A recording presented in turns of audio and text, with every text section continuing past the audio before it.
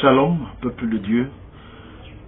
C'est une grâce pour moi ce matin de pouvoir partager avec vous ces quelques vidéos afin de pouvoir partager la parole de Dieu avec vous et une certaine connaissance que beaucoup d'enfants de Dieu aujourd'hui ne maîtrisent réellement pas, que beaucoup d'enfants de Dieu aujourd'hui ne connaissent réellement pas. Beaucoup sont, disent-ils, nés de nouveau, enfants de Dieu, mais ils ne comprennent pas réellement comment est-ce que cela se passe. Nous célébrons aujourd'hui, ou alors nous apprêtons à célébrer un événement majeur dans la vie du chrétien. Nous parlons ainsi de l'anniversaire de la naissance de Jésus-Christ, le Messie, le Consolateur, le Libérateur, et tous les noms que la Bible peut nous donner à propos de ce personnage. Un personnage mystérieux, mais qui fait beaucoup de bien à plusieurs personnes. Alors bien aimés, avant de pouvoir nous lancer dans cela, nous allons baisser tout simplement nos têtes et prier en quelques minutes afin de pouvoir demander la présence à Dieu de pouvoir nous assister par son esprit. Car la Bible nous enseigne que c'est le Saint-Esprit qui nous conduira dans la vérité. Le Saint-Esprit n'est pas la vérité, mais il est celui qui nous conduira dans la vérité. Alors nous allons prier ce matin afin que le Saint-Esprit nous conduise dans la vérité. Père Saint et véritable, au nom de Jésus-Christ, nous venons à toi. Père éternel, nous avons besoin en ce moment que tu nous enseignes à travers ton Esprit Saint. Que ton Esprit Saint nous parle. Nous voulons, ô mon Dieu, connaître qui est Jésus-Christ. Pourquoi est-ce qu'il est venu sur terre? Et pourquoi est-ce que nous devons le célébrer?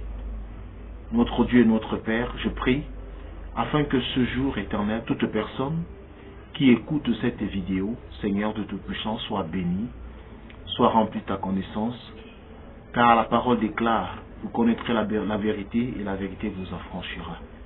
Père, qu'après avoir écouté cette vidéo, après l'avoir visionnée, Seigneur, que nous soyons libres. Au nom de Jésus-Christ. Amen. Donc, bien-aimés, nous allons donc ouvrir nos Bibles parce que nous devons connaître pourquoi est-ce que Jésus-Christ est important. Qui est Jésus-Christ? Et pourquoi est-ce que un homme comme lui peut être honoré dans le monde entier? Comment est-ce qu'un homme comme lui peut être reconnu dans le monde entier au point où tous les hommes se lèvent, les femmes se lèvent et l'adore, l'acclame, le célèbre. Un jour spécial se présente. Oui, beaucoup de gens font des discussions aujourd'hui qui ne valent même pas la peine. Est-ce qu'il est réellement né le 22 décembre? Est-ce qu'il est né le 31 décembre? Là n'est pas le problème. Qu'il soit né le 1er décembre, le 1er janvier, le 31 décembre ou le 25 décembre, bien aimé, cela n'a pas d'importance pour nous. Le plus important, c'est qu'il soit né et qu'il ait vécu et qu'il ait accompli sa mission. C'est le plus important pour nous. Alors, bien aimé, nous allons parler donc de ce Jésus-Christ. Pourquoi Jésus-Christ vient sur terre? C'est une histoire que chaque chrétien devait connaître. Auquel cas, dans le cas contraire, autant pour moi, bien aimé, tu seras en train de servir un Dieu que tu ne connais pas. Et c'est malheureux de servir un Dieu qu'on ne connaît pas. C'est malheureux d'être au service d'un maître qu'on ne connaît pas. C'est même frustrant de pouvoir savoir que nous travaillons pour quelqu'un et qui ne nous connaisse même pas ou alors que nous ne le connaissons pas. Alors bien aimé, nous allons ouvrir nos Bibles. Premièrement, j'aimerais que nous nous plongeons dans un verset qui est primordial dans la Bible. Jean chapitre 17, verset 3. Jean chapitre 17, verset 3. Nous allons ouvrir nos Bibles, je vous en prie.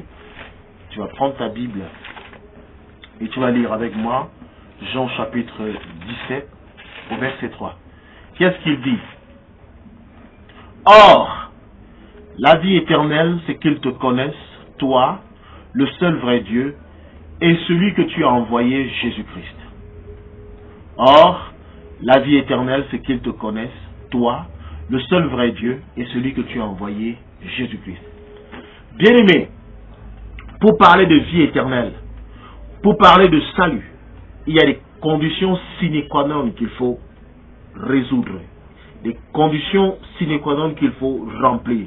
Tu dois connaître quoi? Tu dois connaître Dieu, le seul vrai Dieu, connaître ensuite celui qui l'a envoyé, Jésus-Christ.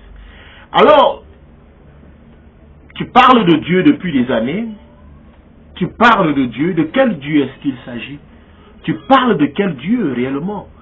Est-ce que le vrai Dieu ou le faux Dieu? Parce que la Bible nous parle de plusieurs dieux, il y a plusieurs dieux dans la Bible. Et même le monde nous présente plusieurs dieux aujourd'hui. Mais est-ce que tu parles du véritable Dieu? Le vrai Dieu. Est-ce que tu connais le vrai Dieu? Si tu ne le connais pas, alors tu es en erreur. Et le tout n'est pas donc de connaître le vrai Dieu. Maintenant, il faut connaître celui que le vrai Dieu a envoyé, Jésus-Christ. Est-ce que tu connais Jésus-Christ? Il faut connaître. On ne peut pas connaître, on ne peut pas avoir la vie éternelle si nous connaissons seulement Jésus ou alors si nous connaissons seulement Dieu. Nous devons connaître le vrai Dieu, premièrement, et connaître par la suite celui que le vrai Dieu a envoyé, Jésus-Christ. Mais ce que nous constatons aujourd'hui, c'est que beaucoup de personnes arrivent à l'église, à peine quelqu'un a foulé le sol de l'église, alors on lui dit tout simplement, donne ta vie à Jésus, donne ta vie à Jésus, on te présente Jésus-Christ. Non, bien-aimé, on ne peut pas commencer par te présenter Jésus. Bien-aimé, avant d'arriver à Jésus, l'histoire part de quelque part. L'histoire part de quelqu'un. Voilà pourquoi dans l'église primitive, toutes les fois où on voulait parler de Dieu à quelqu'un, toutes les fois où on voulait parler de Jésus-Christ à quelqu'un, on partait de Moïse au prophète et maintenant à parler de Jésus-Christ. Pourquoi? Parce qu'il faut retracer l'histoire. C'est le chrétien qui vient donc commencer par parler de Jésus-Christ, bien-aimé. En réalité, il n'a pas connu, il ne connaît pas le véritable cheminement. Il faut donc connaître l'histoire. Cette histoire-là, tu devrais normalement la connaître. Voilà pourquoi aujourd'hui, nombreux peuvent se croire enfants de Dieu, nombreux peuvent croire qu'ils sont des serviteurs de Dieu, et pourtant, Dieu ne les connaît même pas. C'est vrai, quand vous lisez cette écriture qui dit, nombreux diront au dernier jour, Seigneur, j'ai prophétisé en ton nom, j'ai prêché en ton nom, j'ai chassé les démons en ton nom, et tu diras, je ne te connais pas. C'est normal, il te dira, il ne te connaît pas. Pourquoi? Parce que tu auras sûrement servi un faux Dieu. Et puisque Dieu se glorifie au nom de Jésus-Christ, il le fera. Il peut t'accorder ces miracles que tu réalises aujourd'hui. Il peut t'accorder ces prodiges que tu fais aujourd'hui. Pourquoi? Tout simplement parce que le nom de Jésus-Christ doit être glorifié. Le sorcier peut prononcer le nom de Jésus-Christ et avoir les effets, oui. Avoir des résultats, c'est possible.